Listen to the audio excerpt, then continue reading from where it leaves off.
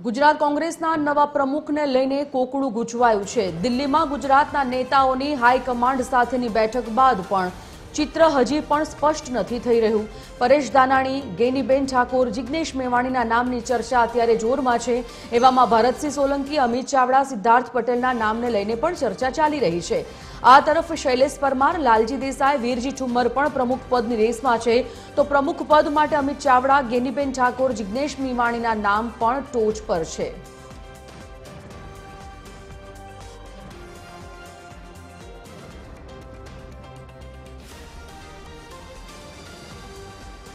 સંવાદદાતા અભિષેક વાઘેલા લાઈવ જોડાઈ ગયા છે। વિગત સાથે જાણીએ અભિષેક, જે પ્રકારે ગુજરાત કોંગ્રેસ માટે પોતાના પ્રમુખને લઈને જે ચર્ચાઓ ચાલી રહી છે, દિલ્હી હાઈકમાન્ડથી તેડું આવ્યા બાદ તમામ જે નામો ચર્ચામાં હતા,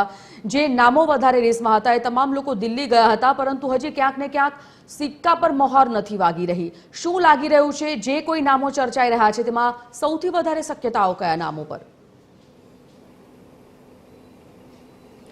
બિલકુલ સંજીવની વાત કરીએ તો જે પ્રકારે ગુજરાતના પ્રદેશ પ્રમુખ જે પૂર્વ પ્રમુખ છે શક્તિસિંહ ગોહિલ, તેમના રાજીનામા બાદ જે નવા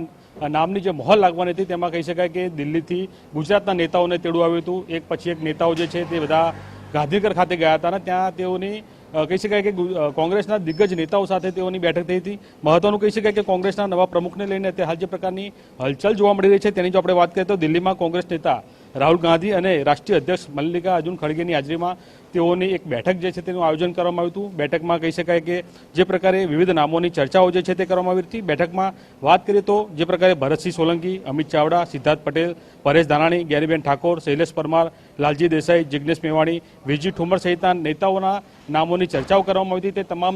નેતાઓ સાથે 1 to 1 જે છે તે બેઠકો કરવામાં આવી હતી અને વિસ્તૃતમાં તેઓના કામ વિશે પણ તેઓની જે છે તે ચર્ચા કરવામાં આવી હતી અને તે તમામ ચર્ચાઓ બાદ હવે કહી શકાય કે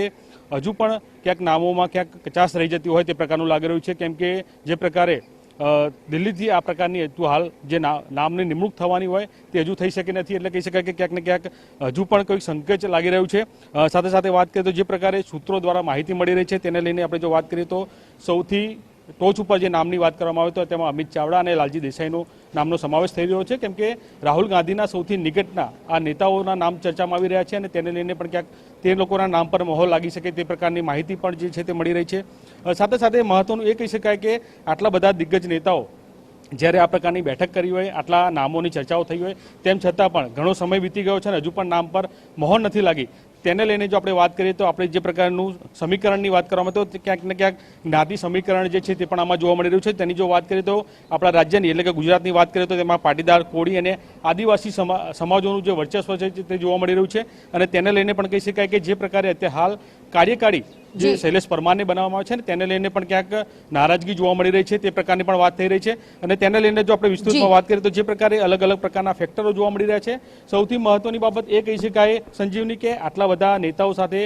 કહી શકાય કે હાઈકમાન્ડે જ્યારે દિલ્હીમાં બેઠક કરી હોય, આટલા નેતાઓ સાથે 1 to 1 કરી હોય, તમામ નેતાઓનું જે છે તે આગળ પાછળના કામોની ચર્ચા કરી હોય, સૌથી મહત્વની બાબત એ કહી શકાય કે જે પ્રકારે રાહુલ ગાંધીએ 2027ની વિધાનસભામાં કહી શકાય કે ભાજપનો આ ગઢ કહેવાય ગુજરાતમાં, ત્યાં તેઓ પડકાર ફેંક્યો છે અને તે પડકારને ઝીલવા માટે જે પ્રકાર નેતાની અંદર જે પ્રકારની લાયકાત હોવી જોઈએ તે લાયકાત ક્યાંક ના મળી રહી હોય તે પ્રકારનું પણ જોવા મળ્યું છે। વર્ચસ્વ એ પ્રકારનું ક્યાંક ના જોવા મળી રહ્યું છે, કેમ કે શક્તિસિંહ ગોહિલ જેવા દિગ્ગજ નેતાએ જ્યારે આ પ્રકારે જ્યારે રાજીનામું મૂકી દીધું હોય અને હવે જે પ્રકારે રાહુલ ગાંધીનું એક સંકલ્પ છે, એક નવી તેમની દિશા છે કે આવનારી 2027ની વિધાનસભાને લઈને તેઓ અત્યારથી જે કામ વિચારી રહ્યા છે તે કામને પહોંચી વળવા માટે તે પ્રકારનો કોઈ નેતા મળે તે પ્રકાર માટે અત્યારે હાલ ચર્ચાઓ વિચારણા ચાલી રહી છે અને હવે જોવાનું એ રહેશે કે આટલા નેતાઓમાંથી કયો નેતાનું નામની પસંદગી થઈને બહાર આવે છે। આપણું આંકલન જે પ્રકારે સૂત્રો દ્વારા માહિતી મળી છે તે પ્રકારે અત્યારે હાલની જો વાત કરીએ તો અમિત ચાવડા જે રાહુલ ગાંધીના સૌથી નજીકના માનવામાં આવે છે તેનું નામ પર ક્યાંક મહોર લાગી શકે તે પ્રકારની માહિતી જે છે તે હાલ મળી રહી છે।